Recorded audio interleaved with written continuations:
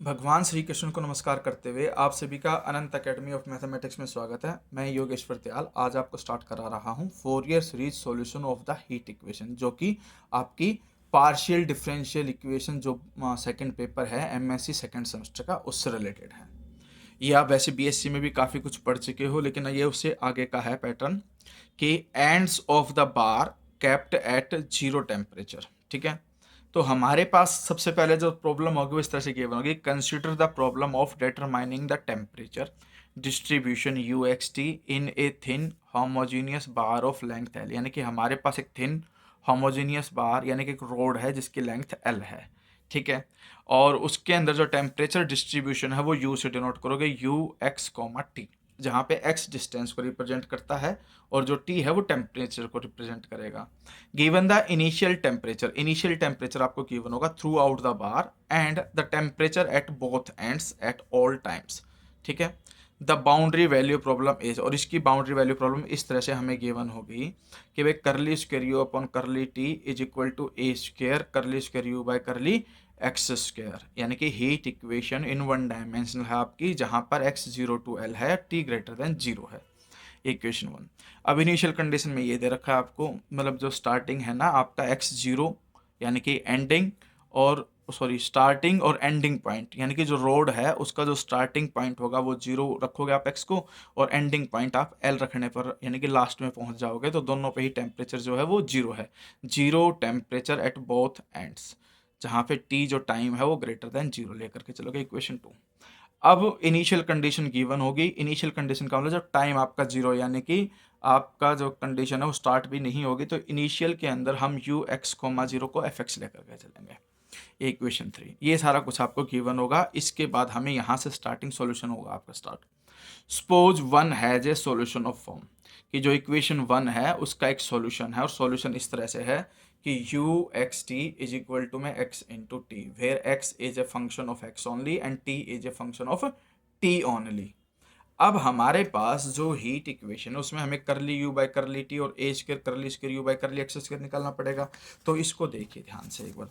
तो जो heat equation in one dimension है वो आपके पास ये गिवन है, curly u by curly t is equal to a square curly square u by curly x square. ठीक है, अब हमारे पास जो u आया आपके पास यानी कि जो यू एक्स टी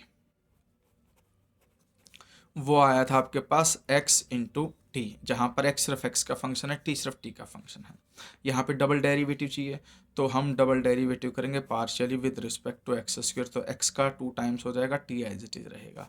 जबकि करली u बाय करली अगर मैं t करता हूँ तो यहाँ पर x कांस्टेंट रहेगा, t का डेरिवेटिव हो जाएगा विद रिस्पेक्ट टू t। अब ये दोनों वैल्यूज हम यहाँ पर उठा करके रखेंगे इस इक्वेशन में। तो curly u by curly t की वैल्यू ये है x t dash is equal to a square. ठीक है, curly square u by curly x square यानी कि ये वैल्यू एक्स डबल डैश टी, ये वैल्यू पुटअप कर दी मैंने। अब हम क्या करेंगे, ये तो है आपका टी डैश, ए स्क्वायर इसके अपॉन में आएगा और ये टी भी इसके अपॉन में आएगा, और इधर x double dash upon x, ये कंडीशन आ जाएगी। अब यहाँ पर ये सिर्फ टी पे रिप्रेजेंट हो गया और ये सिर्फ एक्स का फंक्शन हो गया, तो यहाँ पर फिर आप ये लाइन लिख देना कि सब्सटीट्यूट करने के बाद since the left side depends only on the time, left side सिर्फ टाइम पे डिपेंड करेगी, and the right side only on x, and t and x are independent, यहाँ पर टी और एक्स दोनों इंडिपेंडेंट है। Both sides must be constant say lambda, इसलिए दोनों साइड्स जो है वो किसी ना किसी एक कांस्टेंट लैम्डा के इक्वल आ जाएंगे, तो इक्वल में हम क्या रख देंगे, इसके लैम्डा रख देंगे। लैम्डा रखने के बाद फिर हम इनको सेपरेटली अलग अलग लैम्डा के इक्वल रखेंगे, तो यहाँ से एक तो इक्वेशन यहाँ आ जाएगी भाई t square upon t dash upon में a square t is equal to में लैम्डा, और x double dash upon x is equal to lambda. यहाँ से आपके पास t dash is equal to lambda a square t, और t dash minus में a square lambda t is equal to zero, ये equation आएगी। और यहाँ पे x double dash is equal to lambda x और x double dash minus lambda x is equal to zero, ये दो इक्वेशंस आपके पास बन जाएंगे। इसके बाद हम सॉल्यूशन कैसे करेंगे वो देखिए। जब आपके पास ये दो इक्वेशन हो जाए तो उसके बाद ये कंडीशन हमें गिवन है कि भाई u zero comma t is equal to u L comma t is equal to zero, यानी कि zero temperature at both hands. We get x of x, यानी कि हमारे पास x of zero and x of L is equal to में 0, क्योंकि जो function था एक्स वो सिर्फ एक्स का फंक्शन है, उसमें एक्स की वैल्यू मैं 0 रखूँ या एल रखूँ वो इक्वल टू में क्या आएगा, 0 ही आएगा आपके पास। अब केस 1, फर्स्ट केस जो आएगा आपका, जब लैम्डा को हम क्या लेकर के चलेंगे, 0। जब हम लैम्डा को 0 लेकर के चलेंगे तो x double dash minus lambda x is equal to 0। इसमें जब लैम्डा को मैं इक्वल टू 0 रख दूंगा तो हमारे पास जो कंडीशन बनेगी वो ये बनेगी, देखो एक्स डबल डैश ये 0 हो चुका, इक्वल टू में 0 बचा, integrating both side with respect to x तो सिर्फ इधर एक्स डैश बचेगा, इधर एक कांस्टेंट आ जाएगा। फिर दोबारा से with respect to x integration करोगे तो ये एक्स बन जाएगा और इधर ये ए एक्स करके बी, तो इक्वेशन ये बन जाएगी इस तरह से। तो वही इसका सॉल्यूशन यहाँ पर है, ठीक है, ये कंडीशन। अब x के अंदर जब x को 0 रखूंगा और l रखूंगा तो इक्वल टू क्या रखा जाएगा, 0। जब मैंने यहाँ पे 0 रखा तो ये वैल्यू तो 0 हो गई, इधर a इंटू 0 0 प्लस b, और सोल्व करके b की वैल्यू भी 0 आ गई।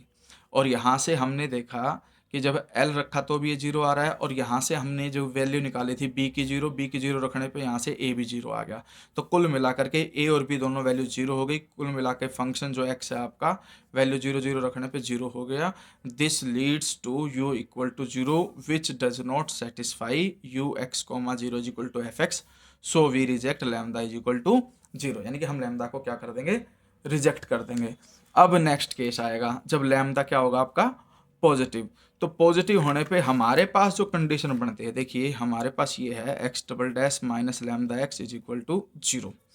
अब हमारे पास जो d बाई डी एक्स उसको मैं एक d मानता हूँ, सेकंड डेरिवेटिव होने की वजह से इसको d square minus lambda into x equal to 0, यानी कि आपने डिफरेंशियल इक्वेशन में किया था, एक ऑक्सिलरी इक्वेशन होती है, ये D square minus lambda x को बना के इक्वल टू 0, फर्दर एम्प्लॉय करके D square minus lambda equal to 0, further employ करके D square is equal to lambda and further employ करके d is equal to plus minus under root lambda. अब हमारे पास condition जो लेकर के चल रहे हैं लैम्डा पॉजिटिव लेके चल रहे हैं, पॉजिटिव लेके चल रहे हैं तो ये एक फाइनाइट वैल्यू होगी और रियल वैल्यू होगी, क्योंकि नेगेटिव होता लैम्डा तो इमेजिनरी वैल्यू होती। तो हमारे पास जो सॉल्यूशन आता है वो ये आएगा, हम यहाँ पर एक कांस्टेंट a लेंगे, e की पावर माइनस ले लो या प्लस कोई भी एक पहले लिख लो आप, ठीक है। तो इन्होंने ये ले रखी है under root lambda x plus में b e की minus under root lambda x, ठीक है, क्योंकि दो वैल्यू है, एक प्लस एक माइनस। तो हमारे पास ये हम सेकंड सेमेस्टर बीएससी के अंदर भी पढ़ चुके हैं कि अगर मान लो d प्लस माइनस एम आता है तो वो जो भी फंक्शन होता था z वो c1 e की power plus m x plus c2 e की माइनस एम एक्स आता था, ये सॉल्यूशन होता था हमारे पास। तो यहाँ पे अंडर रूट लैम्डा आया है तो वो हमने दोनों में कंडीशन में रख दिया। अब इसमें हम फिर वही कंडीशन अप्लाई करेंगे भाई, x एट x0, इसका मतलब जब मैं x को 0 रख दूंगा तो जो ये है ये तो 0 हो गया, a e की पावर 0 प्लस b e की पावर 0, माइनस का तो कोई इफेक्ट पड़ेगा नहीं 0 की वजह से। तो इम्प्लॉय करके x ऑफ 0 पे क्या आ रहा है 0, a e की 0 1 प्लस b की 0 भी 1, तो a plus b equal to 0, एक कंडीशन आ गई। सेकंड हमारे पास जो ये है ये भी 0 के इक्वल गिवन है, इसका मतलब ये आपके पास आ गया x of l is equal to a e की अंडर रूट लैम्डा, यहाँ पर l प्लस पी ई की minus under root lambda l. अब यहाँ से फर्स्ट कंडीशन जो हमने निकाली थी वहाँ से b की वैल्यू मैंने माइनस ए लिखी, और यहाँ पर रखने पे देखो a ई की under root lambda l power में l है, और ये माइनस a ई की minus under root lambda l, और ये हमारे पास क्या था गिवन 0, यानी कि एम्प्लॉय करके 0 is equal to a common आ गया, e की under root lambda L minus में e की minus under root lambda L. तो हम देखते कि ये तो 0 होगा नहीं, तो a 0 आ जाएगा, a 0 होने पे b भी आपका 0 हो जाएगा, a और b दोनों 0 हो गए, तो इसका मतलब ये कंडीशन भी सेटिस्फाई नहीं करेगी, हम इसको भी क्या करेंगे, रिजेक्ट करेंगे। अब केस थर्ड लेकर के चलेंगे जहाँ पर लैम्डा आपका लेस देन 0 होगा, और जब कभी भी आपके पास लैम्डा 0 आता है तो d की जो वैल्यू आएगी वो plus minus under root minus lambda आएगी, और वो नेगेटिव होने की वजह से हम उसको कॉम्प्लेक्स की फॉर्म में ले लेंगे, और कॉम्प्लेक्स के अंदर जो आपके पास कॉम्प्लीमेंट्री फंक्शन बनता है वो ये बनेगा x of x a cos under root minus lambda x plus B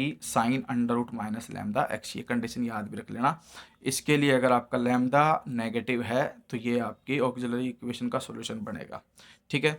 अब यहाँ पर x 0 पे 0 और l पे भी क्या है जीरो। तो जब मैं x को जीरो रखूंगा तो cos जीरो 1 होता है और sin जीरो 0 होता है। तो ये तो पूरी वैल्यू जीरो हो गई sin जीरो की वजह से। cos जीरो 1 हो गया, इसकी वैल्यू जीरो है तो सोल्व होकर के a की वैल्यू क्या आ गई, जीरो। ठीक है। अब दूसरी कंडीशन, जब मैं L पुट करूंगा तो x ऑफ L ये तो जीरो हो जाएगा क्योंकि initial condition sorry temperature is zero at both and. तो जीरो पे भी जीरो था और L पर भी जीरो है। तो यहाँ पर जब हम L रखेंगे तो a तो जीरो आ चुका था, ये वैल्यू तो जीरो, b इंटू में sine under root minus lambda L, यानी कि ये वैल्यू इक्वल टू क्या रखोगे, जीरो।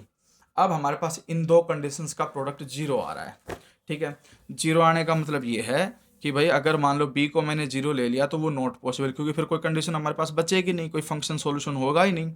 इसलिए हम b को जीरो नहीं मानेंगे, हम इसको जीरो मानेंगे। और sine under root minus lambda l अगर जीरो के इक्वल है तो इसका मतलब जो ये साइन है, साइन एन पाई पे जीरो होता है, तो under root minus lambda l जो है वो किसके इक्वल होगा, एन पाई के इक्वल होगा। क्योंकि sine n pi equal to zero, तो इसलिए जो ये वैल्यू है ये इक्वल टू एन पाई रखोगे। यहाँ से क्या किया इन्होंने, एल अपॉन में लेके चले गए, स्केयरिंग बोथ साइड कर दिया, नेगेटिव को उधर ले जाकर के लैम्डा की वैल्यू निकाल दी, minus n square pi square upon l square, where n is equal to 1 to 3। Hence non zero solution of x double dash minus lambda x equal to zero are given by, अब हम general condition लेकर के चलेंगे, x n x p n sine n pi x upon l, क्योंकि sine lambda x था, lambda की value हमने यहाँ पे रख दी। ठीक है। एक्चुअली हमारे पास जो कंडीशन थी वो ये थी, जो हमने पीछे निकाली थी कि b के साथ में sine under root minus lambda l था। ठीक है। तो under root minus lambda l की वैल्यू जो है आप मतलब minus under root lambda is equal to n pi upon l, तो वो sine n pi upon l लिख करके साइन एक्स था तो यहाँ पे एक्स आ गया। ठीक है। तो now we solve for t, हम सेम वे में टी के रिस्पेक्ट में करेंगे।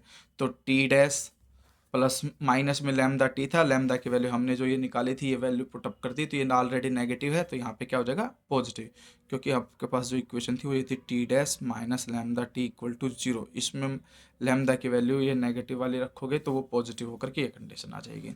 और इस तरह से इसका जनरल सोल्यूशन जो बनेगा आपके पास, देखिए वो ये बन जाएगा कि भाई टी डैश प्लस में n square pi square a square upon l t is equal to zero. तो यहाँ पर इसको डी मानते हैं, डी प्लस में ये कोई भी एक वैल्यू हमने एम मान ली और इंटू में टी को बना के जीरो, डी की वैल्यू माइनस एम हो गई, और एक वैल्यू आने पे जो सॉल्यूशन बनेगा वो इसमें ये बनता है ई की पावर माइनस एम टी, क्योंकि with respect to t sorry t का डेरिवेटिव हो रहा था और टी का ही फंक्शन है, तो सॉल्यूशन ये बनेगा t is equal to c one e की माइनस एम टी।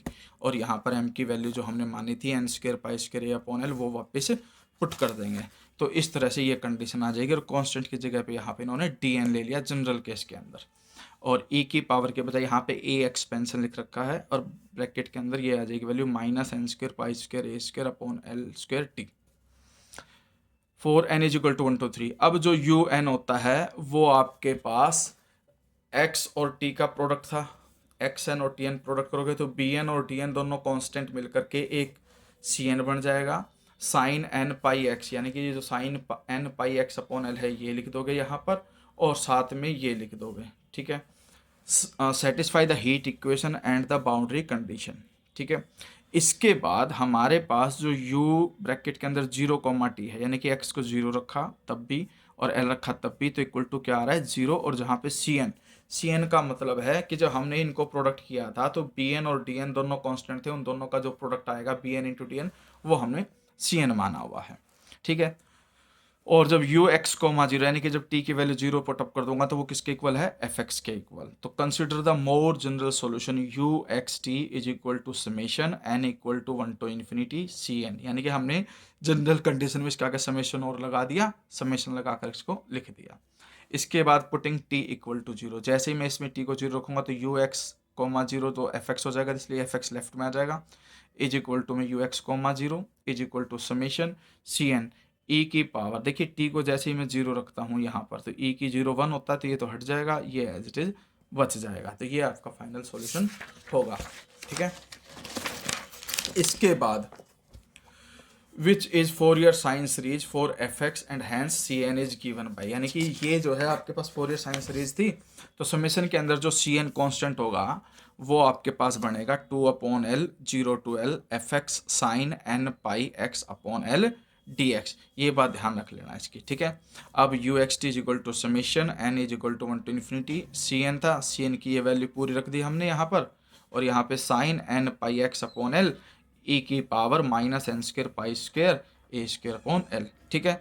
अब यहाँ पे हमें जो भी फंक्शन एफ एक्स देंगे वही हम यहाँ पे पुटअप करेंगे, ठीक है।